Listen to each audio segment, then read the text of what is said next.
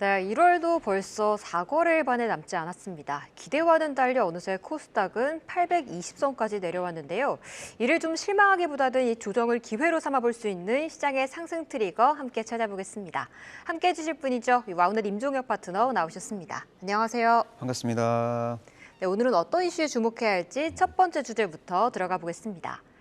중국이 지준율을 0.5%포인트 전격 인하하며 시장에 우리 돈 186조 원의 유동성을 공급하겠다고 밝혔습니다. 이는 기존의 2배 수준으로 경기 부양에 더 박차를 가하겠다는 의지를 내비친 건데요. 중국의 경기 부양 정책, K 증시에 어떤 영향을 주며 어떤 섹터가 수혜를 받을지 한번 찾아보겠습니다. 대표님, 최근 중국 경제가 경제 위기론도 그렇고 증시도 그렇고 첩첩산중이었잖아요. 계속해서 그래도 부양책을 내놓고 있는 것 같은데 네. 이번에 나온 건 어떤 내용인가요? 예, 좋은 내용인 것 같습니다. 예, 중국이 작년 경제 성장률 5.2%를 기록했습니다. 목표치를 달성하긴 했는데 여러 경제적 불확실성이 가중되면서 전전긍긍을 할 수밖에 없는 그런 상황인데요. 작년 11월 말 기준 중국 그 지방 정부 부채가 우리 돈으로 7,500조를 상회하고 있는 상황이고 유동성 위기에 빠진 중국의 대형 부동산 개발사들은 현금 확보를 위해서 아주 적극적으로 자산을 매각하고 있는 상황이고요. 또 중국 인구가 2년 연속 감소한 것도 중국 경제가 직면한 걱정 중에 하나라고 보시면 될 것 같습니다. 내수는 위축되고 있고 부동산 경기는 침체 국면에 이제 진입을 했고 디플레이션 우려가 이제 커지고 있죠. 그래서 유동성 공급을 위해서 중국 인민은행이 지급 준비율 0.5% 인하를 단행하게 됐습니다. 인민은행이 지급 준비율을 작년에도 내렸죠. 작년에도 4월과 9월 달에 이제 내렸는데 그때는 0.25%씩 내렸습니다. 이번에 0.5%로 인하폭을 확대한 것은 보다 적극적으로 경기를 부양하겠다는 중국 정부의 의지를 확인한 케이스라고 보셔야 됩니다. 이민은행 총재는 기자회견에서 지준율 인하를 통해 장기 유동성 우리 돈으로 186조를 시중에 공급할 것이라는 코멘트까지 했고요. 그리고 중국은 올해 3월 달에 개최 예정인 양회에서 올해 경제 성장률 목표치를 발표할 예정인데 지난해와 마찬가지로 5%대를 이제 제시할 것으로 전망이 되고 있습니다. 경제 성장률 5% 달성과 디플레이션 위기를 해소하기 위해서는 대규모 경기 부양책은 필수고요. 중국 정부가 또한 증시 안정화 기금을 조성해서 중국 증시에 투입하는 방안도 지금 막바지 검토 단계고 관련된 공식적 발표가 있을 것 같습니다. 그래서 전반적으로 중국 증시 분위기가 우호적으로 개선이 되면서 중국 경기 침체 리스크로 그동안 고통받았던 기업들의 순환매 장세가 전개될 것으로 기대가 되고 있습니다. 사실 좀 이전엔 좀 야금야금 풀었었는데 이번에 네. 좀 확 풀면서 끌어올리겠다는 의지가 좀 보이는 것 같거든요. 근데 이렇게 지준율 인하가 사실 한국 증시는 신흥국으로 묶이기 때문에 기존엔 좀 긍정적으로 작용을 했었어요. 이번에도 그럴까요? 예, 긍정적으로 작용하게 될 가능성이 저는 좀 매우 높다고 보고 있고 그중에서 관심을 가져야 되는 종목이 있는데 그 종목의 이름은 바로 HD 현대인프라코어입니다. 바닥권에서 오늘 양봉이 나왔습니다. 가격에 대한 부담도 없고 저평가 매력도 부각될 수 있는 그런 기업인데 굴삭기를 참 잘 만드는 기업이죠. 굴삭기 같은 경우에는 이제 대표적인 건설 기계고 굴삭기 판매량을 통해서 건설 기계 업황을 전반적으로 이제 점검을 할 수 있는데요.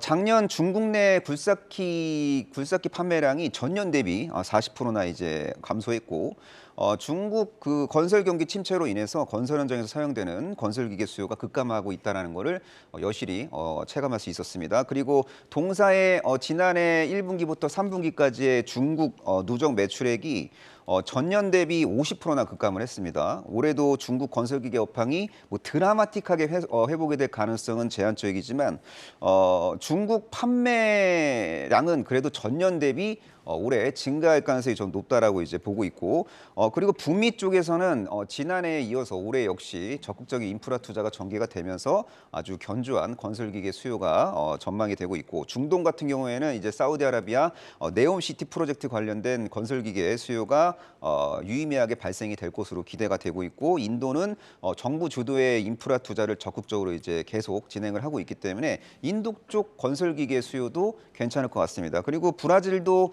신정부 출범 이후로 인프라 투자가 적극적으로 이제 재개가 되면서 건설기계 판매량이 올해 좀 살아날 것으로 기대가 되고 있고요. 그리고 동사는 건설기계 사업뿐만 아니라 엔진 사업도 이제 영위를 하고 있는데 산업용, 발전용 엔진뿐만 아니라 방산용 엔진 사업도 순항을 하고 있고요. 그리고 올해 예상 주당 순이익 기준으로 퍼가 4.5배의 전후기 때문에 글로벌 건설기계 기업 내에서 뭐 가장 저평가된 기업 중에 하나라고 보셔도 될 것 같습니다. 네, 저평가 매력이 있다라고 짚어주셨는데요. 오늘 좀 반응을 했어요. 2.8% 정도 올랐는데 1차 목표가 어디까지 볼까요? 기술적 분석상 1차 목표가는 한 8,100원 정도로 이제 설정하시면 될 것 같습니다. 정말 보수적이고 한심한 목표가일 수도 있어요. 근데 차트만 보고 트레이딩 하시는 분들은 8,100원 전후에서 뭐 매도하고 싶은 욕구가 생길 것 같은데 뭐 큰 그림을 보고 장기 투자하시는 분들은 8,100원이라는 목표가 무시하셔도 될 것 같습니다. 그리고 동사의 손절가는 6,930원으로 설정하시면 될 것 같은데 이 손절가는 트레이딩 하시는 분들을 위한 손절가고요. 투자의 관점으로 접근하실 분들은 이런 손절가 굳이 암기 안 하셔도 될 것 같습니다. 네, 중국의 경기 부양책 관련해서 HD 현대 인프라코어를 눈여겨보자라는 의견 들어봤습니다. 이어서 다음 이슈 체크해볼까요? 최근 삼성전기와 LG이노텍이 플립칩 볼그리드 어레이 시장에서 칼을 뽑았습니다. 플립칩 볼그리드 어레이 FCBGA는 AI용 반도체와 메인보드를 연결하는 차세대 기판인데요. AI 클라우드 시장 성장에 주목해야 할 FCBGA 종목 발굴해보겠습니다.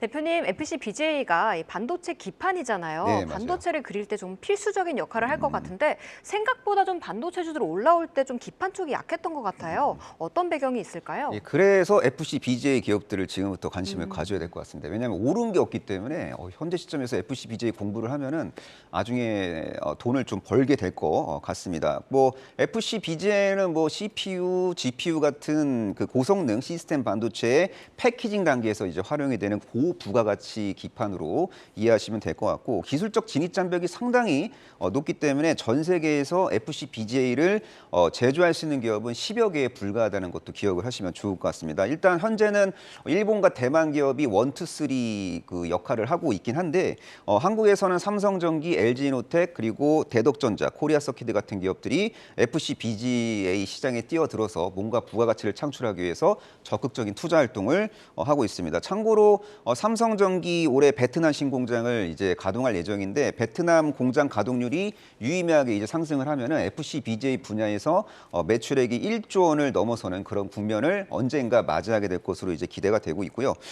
그리고 글로벌 빅테크 기업들이 원하는 FCBGA 수요에 비해서 공급사들이 너무 적어요. 그래서 재작년에 부각된 FCBGA 공급난이 뭐 작년에는 이제 수요 급감으로 해소가 됐지만 올해는 AI 반도체 수요 급증을 계기로 FCBGA 공급난, 그러니까 쇼티지 노이즈가 이제 부각이 되면은 관련된 기업들이 급등을 하게 될 가능성이 저는 높다라고 보고 있습니다. 그리고 참고로 FCBGA 시장 2030년 정도 되면은 22조 원 정도의 시장이 형성될 수 있다라는 그런 전망 자료도 뭐 참고 정도는 하시면 좋을 것 같고 참고로 작년에 FCBGA 기존 강자들이 적극적으로 설비 투자를 단행했지만 공급량이 실제로 크게 증가하기까지는 이제 시간이 좀 필요할 것 같습니다. 그래서 잘하면 FCBGA 쇼티지 얘기가 나올 것 같고 그럴 때 상승할 수 있는 종목들 예의 주셔야 될 것 같습니다. 네, 근데 이게 FCBGA가 높은 진입 장벽 때문인지 사실 종목들도 좀 손에 꼽히는 편이잖아요. 네. 그중 원픽은 어떤 종목이었을까요? 제가 이 종목 정말 선정을 되게 최선을 다해서 했습니다. 그 종목 이름은 바로 대덕전자입니다. 이 종목 기대 수익률 상당히 높은 아주 좋은 종목입니다. 자, 올해 매출액과 영업이익 싹 다 모두 전년 대비 증가할 가능성이 매우 높은 기업이고 올해 FCBGA 매출액 30% 전후 증가할 가능성이 높아 보이고요. 그리고 지금 관련 설비 투자를 적극적으로 이제 진행을 하고 있기 때문에 2026년 정도 되면은 전체 매출액에서 FCBGA가 차지하는 비중이 40%대로 확대가 될 가능성이 높고요. 그리고 메모리 기판 사업 내에서는 DDR5형 기판이 차지하고 있는 비중이 50% 전후까지 지금 확대가 된 상황이고 대부분 서버향으로 파악이 되고 있습니다. 그래서 올해 DDR5 시장 성장의 수혜를 온전히 누릴 수 있는 기업으로 보실 수 있을 것 같고요. 뭐 서버향 DDR5 기판 수요 구조적으로 증가할 수밖에 없는 구조고 전장이 방향 FC BGA 기판 출하량도 올해 회복이 될 가능성이 높기 때문에 동사는 장기적인 실적 성장 모멘텀이 부각될 수 있는 기업이라고 보시면 될 것 같습니다. 네, DDR5와 FCBGA 둘 다 빛을 발할 거라고 보셨는데요. 그렇다면 1차 목표가 어디까지 볼까요? 야, 이 종목은 얘도 상당히 제가 목표가를 보수적으로 설정했습니다. 저건 차트 분석상 트레이딩하는 분들 참고하려고 이제 제가 설정한 목표가인데 1차 목표가 29,500원이고 29,500원 돌파하고 안착에 성공하면 목표 주가 상향 조정해야 되는 종목입니다. 그리고 손절가는 트레이딩하는 분들은 25,300원으로 설정하시면 되고요. 투자의 관점으로 접근하시는 분들은 손절가 그냥 이해만 참고만 하시면 될 것 같습니다. 네,